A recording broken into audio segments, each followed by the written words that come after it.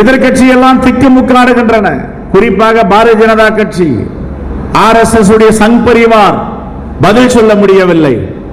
அவர் சித்தாந்த ரீதியாக கேள்வி கேட்கிறார், மக்களுக்கான கேள்வியாக கேட்கிறார், இந்த தேசத்தின் குரலாக இருக்கிறார், இந்த தேசத்துடைய முகமாக இருக்கிறார். பதில் சொல்ல அங்கே திணறுகிறார்கள். இது ஒரு பரிணாம வளர்ச்சி. நான் தொடர்ந்து 4 மாதங்களாக நம்முடைய ஐடி விங் சோசியல் மீடியாவில் கூர்ந்து கவனித்துட்டு வரேன். தலைவர் ராகுல் காந்தி பேசினா யார் யாரெல்லாம் லைக் போடுவாங்க, யார் யாரெல்லாம் ஃபார்வர்ட் பண்ணுவாங்க. ஆனால் தலைவர் ராகுல் காந்தி அவர்கள் நாடாளுமன்றத்தில் எதிர்க்கட்சி தலைவராக பொறுப்பேற்று ஒரு நாள் உரை, இந்த ஒரே ஒரு நாள் உரையில யார் யாரெல்லாம் போடுகிறார்கள் தெரியுமா? நம்ம யார் எதிர்த்தார்களோ, சித்தாந்த ரீதியாக நம்ம யார் ஏற்றுக்கொள்ளவில்லையோ, இவர்கள் எல்லாம் இப்போது லைக் போடுகிறார்கள், தலைவர் ராகுல் காந்திக்கு ஃபார்வர்ட் செய்கிறார்கள், அதில் பதிவு போடுகிறார்கள். என்றால் இதுதான் பரிணாம வளர்ச்சி. அரசியலிலே, பொது வாழ்க்கையிலே எவ்வளவு பெரிய மாற்றங்கள் வரலாம். அந்த மாற்றங்கள் இப்பொழுது தலைவர் ராகுல் காந்தி அவர்களால் இந்திய தேசத்தில் ஏற்பட்டுக் கொண்டிருக்கிறது. இளைஞர்கள் சரசாரியாக சேர்ந்து கொண்டிருக்கிறார்கள். எங்கு போகிறோமோ அங்கே இணைப்பு விழா, எங்கு சென்னையில் இருந்தாலும் நீதிபதிகள் நான் சேருகிறேன் என்று சொல்லுகிறார்கள், அதிகாரிகள் நான் சேருகிறேன் என்று சொல்லுகிறார்கள். இளைஞர்கள் எல்லாம் நாங்கள் எப்படி காங்கிரஸ் பேர் இயக்கத்திலே தங்களை இணைத்துக் கொள்வது என்று அணுகுகிறார்கள். ஆனால் என்ன பிரச்சனை? நம்முடைய தலைவர் பெருமக்களுக்கு ஒரு சிலருக்கு எல்லோரையும் சொல்ல முடியாது. இந்த புதிய சக்திகள் வந்தால், புதிய வரவுகள் என்றால் என்னுடைய இடம் காலியாகிவிடுமோ என்ற அச்சம் இருக்கிறது. ஆகையால் அவர்களை அரவணைப்பதில் தயக்கம் காட்டுகிறார்கள். நான் தெளிவாக சொல்லுகிறேன், எட்மண்ட் பெர்க் அவர்கள் சொன்ன வரலாறு தான். நேற்றை இறந்தவனுக்கும் இன்று இறப்பவனுக்கும் நாளை பிறப்பவனுக்கும் போடுகின்ற ஒப்பந்தம் தான் வரலாறு. இந்த வரலாற்றில் நாம் இருக்க போகிறோமா, புறந்தள்ளி போகிறோமா என்ற கேள்வியை நான் உங்கள் முன் வைக்கிறேன். எல்லோரையும் அரவணைக்க வேண்டும். மகான் புத்தர் அவர்கள் சொன்னது போல, ஒரு மனிதனும் பிறக்கும் பொழுதும் ஒரு மனிதன் இறக்கும் பொழுதும் அவனுக்கென்று ஒரு வரலாறு இருக்கிறது, உண்மை இருக்கிறது. என்ன உண்மை? அந்த உண்மையை நாம் உணர வேண்டும். பிறக்கிறோம், வயதாக போகிறது, வயதானால் நோய் வரப்போகிறது, நோய் வந்தால் மரணம் வரப்போகிறது. இதுதான் புத்தர் சொன்னது. இந்த இடைப்பட்ட காலத்தில் நான் நான் நான் என்று நமக்காக வாழப்போறோமா, இல்லை நாம் என்று எல்லோரையும் அரவணைத்து மக்களுக்காக வாழப்போகிறோமா? இந்த கேள்வியை தான் தலைவர் ராகுல் காந்தி வைக்கிறார். எல்லோத்தையும் திறக்க தயாராக இருக்கிறார். எது வேண்டுமானால் இந்த மக்களுக்காக தியாகம் செய்ய இருக்கிறார். அப்படி என்றால் இந்த சங் பரிவார் அமைப்புகளை மகாத்மா காந்தியடிகளுக்கு பிறகு துணிச்சலாக நின்று இவர்களை வேறறுக்க வேண்டும் என்று சொல்ல வைக்கிறார். இந்த தைரியம் எங்கிருந்து வந்தது? மக்களுக்கான தலைவர், இந்த தேசத்திற்கான தலைவர் மகாத்மா காந்தியடிகள் பேசினார். அதே குரலில் மறு உருவமாக தலைவர் ராகுல் காந்தி அவர்கள் பேசுகிறார். இதைத்தான் நான் திருப்பி சொல்லுகிறேன். ஒரு மாவட்டத்திலும் சொல்லுகிறேன், கட்டமைப்பை வலிமைப்படுத்த வேண்டும், கட்டமைப்பை வலிமைப்படுத்த வேண்டும், கட்சியை பலப்படுத்த வேண்டும்.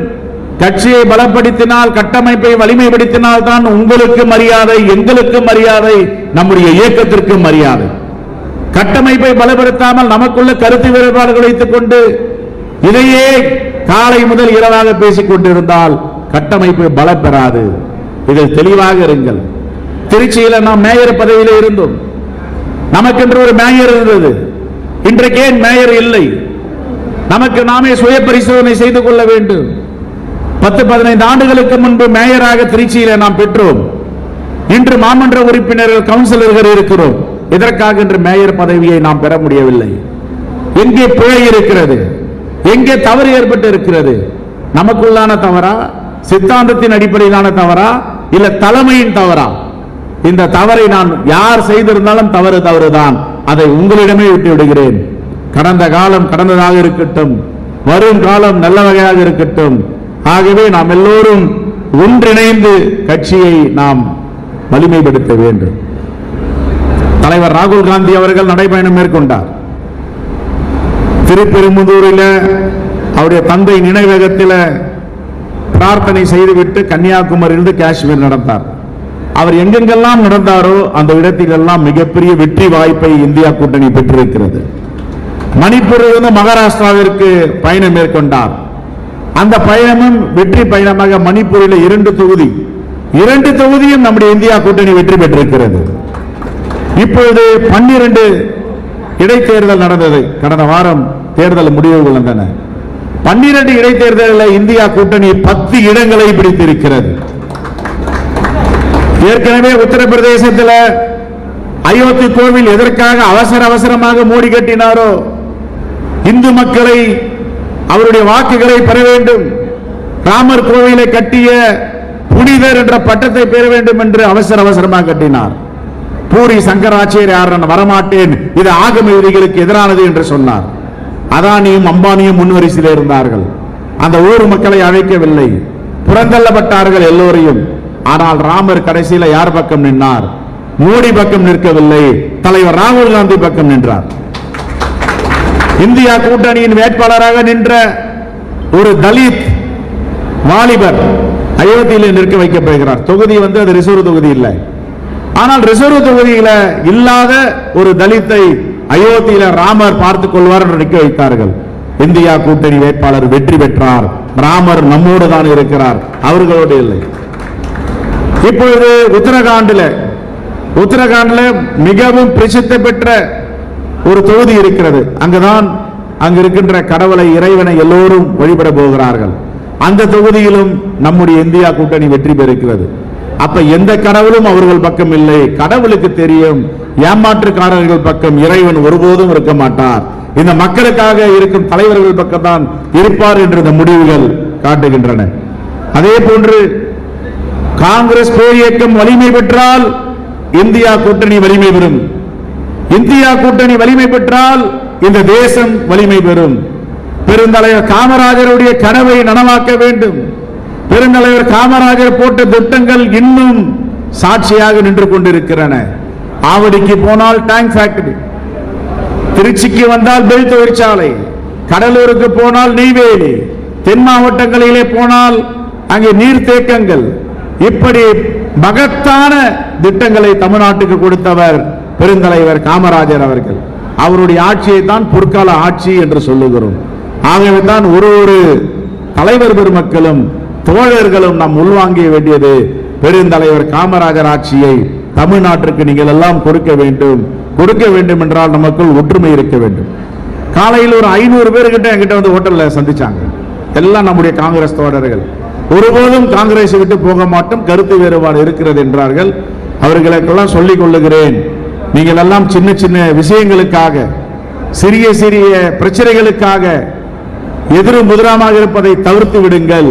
கண்டிப்பாக நாங்கள் அதற்கு ஒரு குழு அமைத்து ஆலோசனை செய்து எல்லோரும் ஒற்றுமையாக கட்சியில உழைக்க வேண்டும் என்று நடவடிக்கை எடுக்கப்படும் என்பதை நான் இங்கே உறுதியாக சொல்ல விரும்புகிறேன். காங்கிரஸ் பேரியக்கத்துடைய தொண்டர்களை யாரும் ஏமாற்ற முடியாது, யாரும் புறந்தள்ள முடியாது. எங்களை போன்றவர்கள் எல்லாம் சொன்னார், அவர் இளைஞரும் இல்லை முதியவரும் இல்லை என்று. நாளைக்கே நீங்கள் தொண்டனாக மாறுங்கள் என்றால் நான் தொண்டனாகத்தான் இருந்து கொண்டிருக்கிறேன். தலைவர் பதவி என்பது ஒரு பொறுப்பு. அந்த தலைவர் பதவி எவ்வளவு காலம் இருக்கும் என்று யாராலும் கணிக்க முடியாது. ஒரு நாள் இருக்கலாம், ஒரு வருடம் இருக்கலாம், 10 வருடமும் இருக்கலாம்.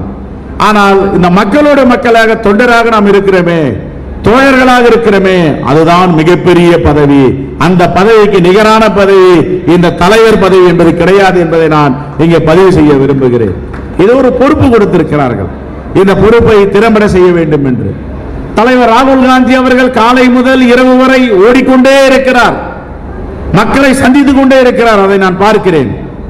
அவர் ஓடும்பொழுது நான் படுத்துக் கொண்டிருந்தால், நான் உறங்கிக் கொண்டிருந்தால், நான் நாளை பார்க்கலாம் என்று தள்ளி போட்டுக் கொண்டிருந்தால், என்னை விட இந்த காங்கிரஸ் கட்சிக்கு துரோகம் செய்பவர் யாரும் இருக்க முடியாது. ஆகவே தான் அவர் உழைக்கிறார், நாமும் உழைக்க வேண்டும். 24 மணி நேரமும் எப்படியெல்லாம் இந்த காங்கிரஸ் பேரியக்கத்தை வலிமைப்படுத்த வேண்டும், கட்டமைப்பை பலப்படுத்த வேண்டும் என்று சிந்தித்துக் கொண்டிருக்கிறோம். இரவும் பகலும் சுற்றுப்பயணத்திலே இருக்கிறோம். இதற்காக தலைவர் ராகுல் காந்தி நடக்கிறார், ஓடுகிறார், நான் ஓடுகிறேன். அதே போன்று நீங்களும் நடக்க வேண்டும், நீங்களும் ஓட வேண்டும். மக்களுடைய பிரச்சனையை கையில் எடுக்க வேண்டும். மக்களுடைய பிரச்சனையை கையில் எடுத்தால் மக்கள் நம்மோடு வருவார்கள். கடந்த வாரம் ஞாயிற்றுக்கிழமை கூட ஒரு நடைபயணத்தை வட சென்னையிலே வைத்திருந்தார்கள். எதற்காக நடைபயணம்? தலைவர் ராகுல் காந்தி மட்டும் நடக்கிறாரு, ஏன் நாம் எல்லாம் நடக்க கூடாது? மக்களுடைய பிரச்சனையை கையில் எடுக்க வேண்டும், மத நல்லிணக்கத்தை உறுதிப்படுத்த வேண்டும் என்ற அடிப்படையில் 12 கிலோமீட்டர் ஞாயிற்றுக்கிழமை நடந்தது. எல்லா மாவட்ட தலைவரும் நடைபயணத்தை மேற்கொள்ளுங்கள். சட்டமன்ற உறுப்பினர்கள், நாடாளுமன்ற உறுப்பினர்கள், தலைவர் பெருமக்கள் அனைவரும் தன்னுடைய நடைபயணத்தை மேற்கொண்டு மக்களை சந்திக்கும் போராட்டமாக, மக்கள் திரளும் போராட்டமாக இதை மாற்ற வேண்டும். எங்கெங்கெல்லாம் பிரச்சனை இருக்கிறதோ அந்த பிரச்சனையை காங்கிரஸ் பேரியக்கம் எடுக்கிறது என்ற செய்திகள் வர வேண்டும். ஆகவே நம்முடைய அக்டோபர் 2ஆம் தேதி நம்முடைய மகாத்மா காந்தியடிகளுடைய பிறந்த நாளில அகில இந்திய தலைவர்களும் நடக்க இருக்கிறார்கள். இதையெல்லாம் முடித்த பிறகு கன்னியாகுமரியிலிருந்து சென்னைக்கும், நாகப்பட்டினத்திலிருந்து நீலகிரிக்கும் நடக்க இருக்கிறோம். அந்த நடைபயணத்தை தலைவர் ராகுல் காந்தி அவர்கள் வந்து வாழ்த்தி நம்முடன் நடக்க இருக்கிறார். ஆகவே அருமை பெரியவர்களே, தலைவர் பெருமக்களே, அருமையான சந்தர்ப்பம் கிடைத்திருக்கிறது. மக்கள் எல்லாம் அணிதிரண்டு வந்து கொண்டிருக்கிறார்கள்.